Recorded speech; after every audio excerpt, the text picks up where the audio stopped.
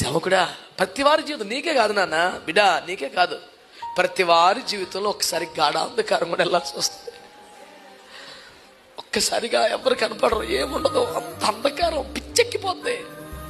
అందరూ కాదు, దేవుడు కూడా నన్ను వదిలేశాడు అనిపిస్తుంది. గాఢాంధకారపులోయ చివరి మధ్యలో కాదు, మధ్యలో పాయింట్ అది.